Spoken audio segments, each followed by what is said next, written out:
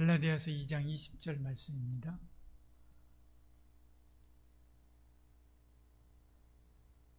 내가 그리스도와 함께 십자가에 못 박혔나니 그런즉 이제는 내가 사는 것이 아니요 오직 내 안에 그리스도께서 사시는 것이라. 이제 내가 육체 가운데 사는 것은 나를 사랑하사 나를 위하여 자기 자신을 버리신 하나님의 아들을 믿는 믿음 안에 사는 것이라. 아멘. 저는 이 성경 제일 좋아합니다. 이 성경 안에 그리스도인들이 어떻게 살아야 되는지에 대해서 전체적으로 다 진술하고 있는 것 같습니다. 여러분, 내 속에 내가 너무 많아 하는 가시나무 새인가요? 가시나무인가요? 가시나무라고 하는 노래 여러분 아시죠?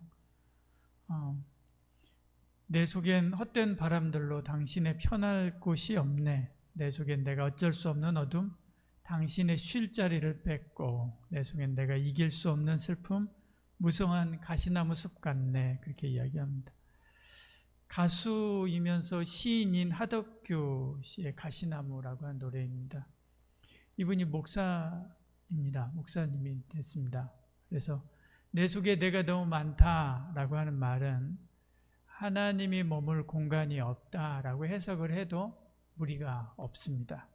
언제부터인지 내 안에 자리한 거짓 자, 그 거짓 자아들이 본래 하나님께서 나를 지으실 때 내 안에 두신 그 참 자아를 잊어버리게 만드는 거죠. 하나님과 함께하는 참 자아, 온전한 자아, 그 자아를 잃어버리게 한 것입니다.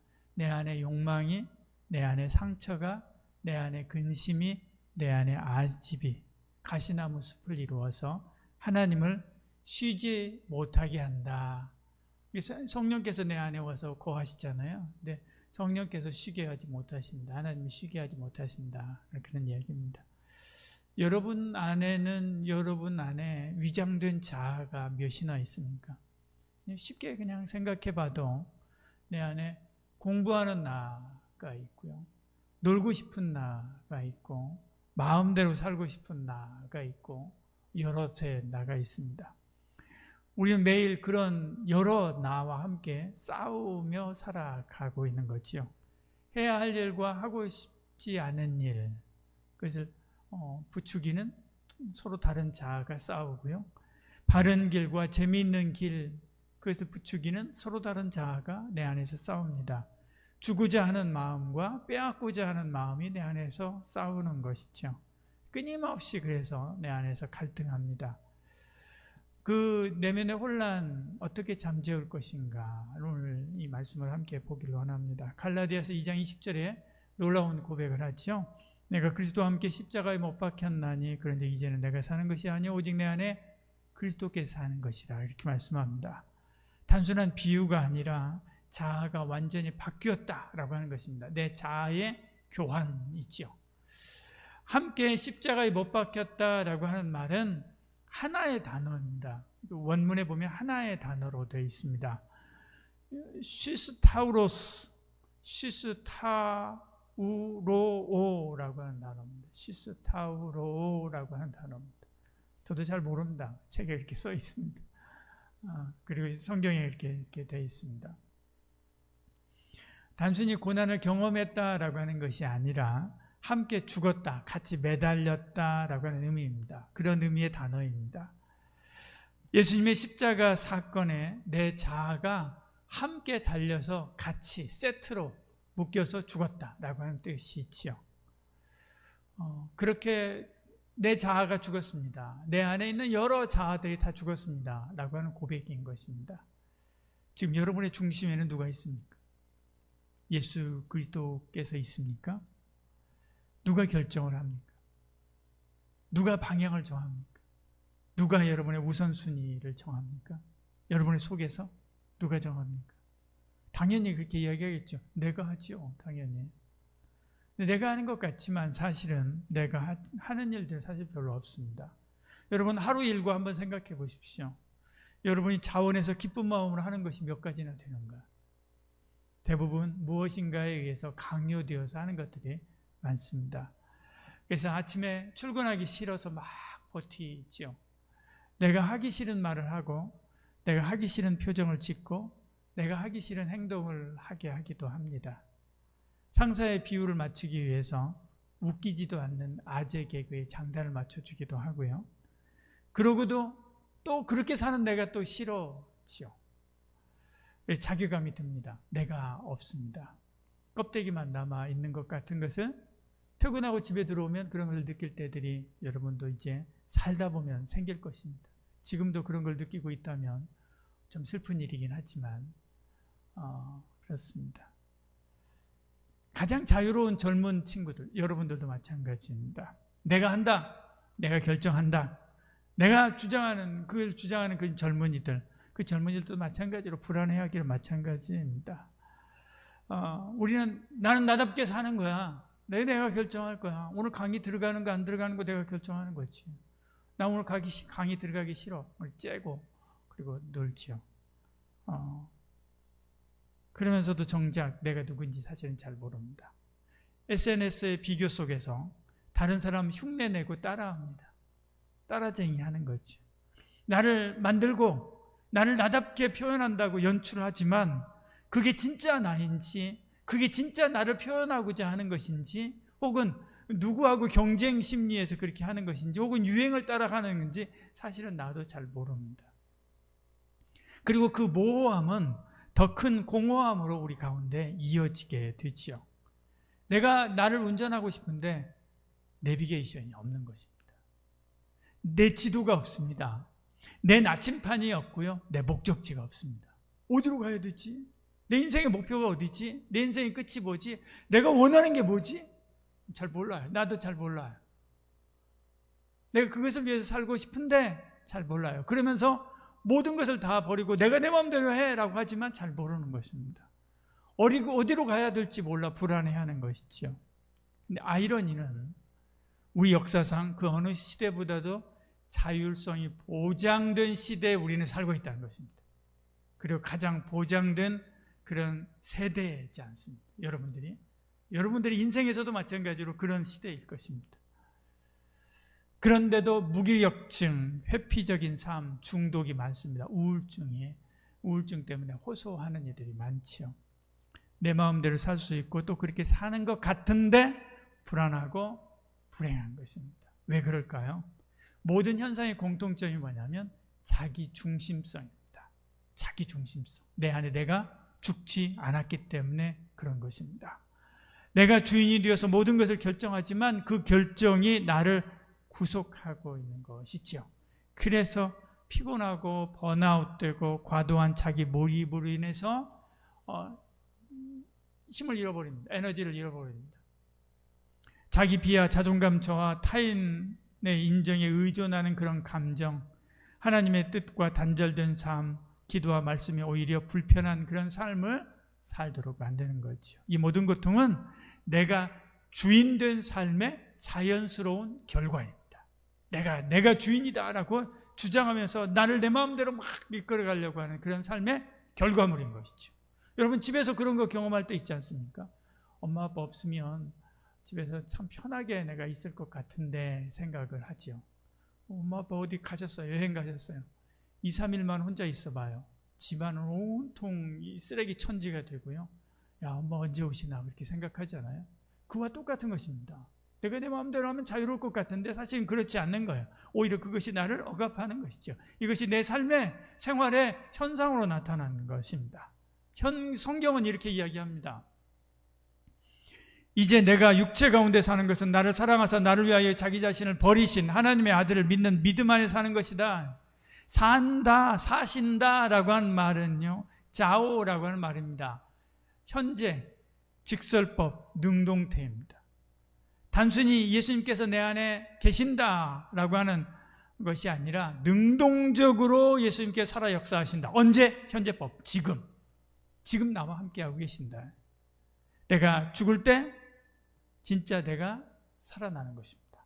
예수와 함께하는 나가 살아나는 거죠. 원래 내 자아, 하나님이 만드신 나의 본래 자아가 살아나는 것입니다. 그 자리에 그리스도께서 임할 때 그때 비로소 진짜 나로 살 수 있는 것이죠. 하나님은 우리가 혼란 속에서 방황하는 거 방치하기 원치 않습니다. 그러면 사랑의 마음으로 우리의 삶을 다시 인도하고자 찾아오시는 것이죠. 우리를 예수님 안에서 자유케 하시고자 기다리고 또 기다리시는 것입니다. 예수님은 단지 우리 죄를 사하는 것, 그것으로 만족하지 않습니다. 우리를 다시 살게 하기를 원하는 것이요. 그리고 그것이 진짜 나로 살게 하기 위해서 내가 주인된 자리를 포기해라 라고 이야기하는 것입니다. 그리고 진짜 나의 자아, 거짓 자아가 주인된 자리를 포기하게 하고요. 진짜 자아, 하나님께서 나를 애초에 만들 때 나한테 주셨던 그 진짜 자아가 일어나 주님과 꼭 손 붙잡고 살아가기를 원하시는 것입니다. 그것이 바로 십자가의 삶이지. 십자가 앞에 살아가는 삶입니다. 그러면 하나님은 어떻게 이 일을 이루시는가? 말씀을 통해서 우리의 중심성, 자기 중심성, 이것을 깨트리는 것입니다. 공동체를 통해서 우리의 고집을 다듬어 가시는 것이지. 그럼 우리 여러분 교회 공동체 안에 속해서 함께 철을 날카롭게 하듯이요, 복음으로 새로워진 그 마음들, 여러 그 마음들과 함께 더불어서 자신의 마음을 만들어 가길 바랍니다.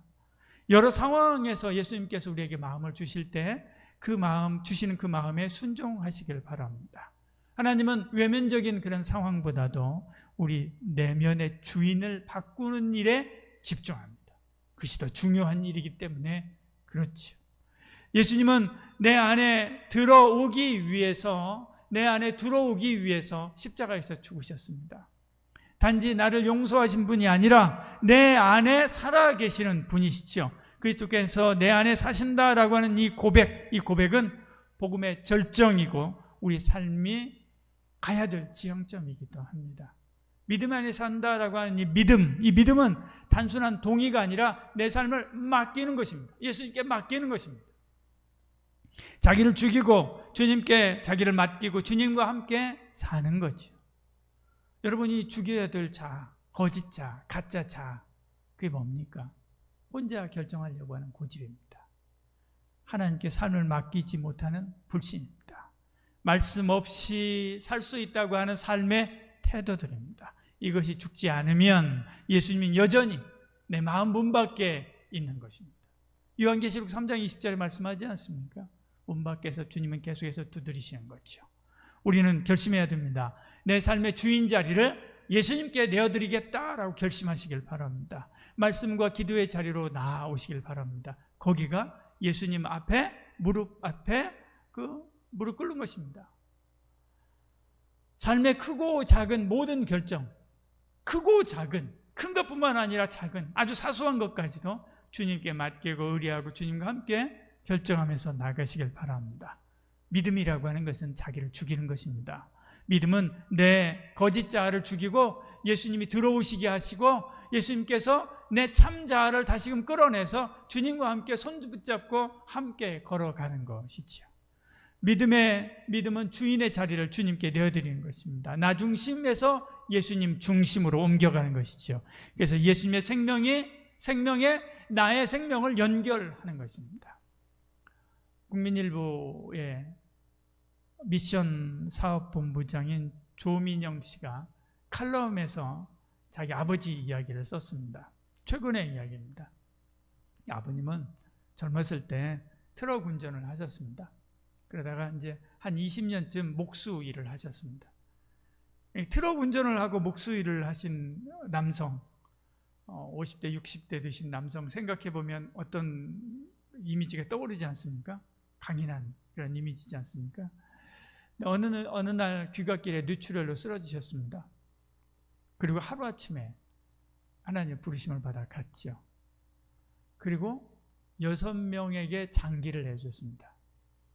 6명의 장기를 나눠주고 그리고 뼈를 비롯해서 몸에 있는 다양한 여러 조직들을 100명이나 되는 사람들에게 100여 명이라고 적혀 있습니다. 칼럼에는 100여 명이나 되는 사람들에게 나눠줬습니다. 그리고 하나님 품에 갔죠.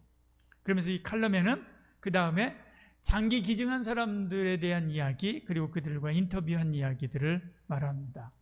마지막 부분에 그 가족들의 심경을 적어놨습니다.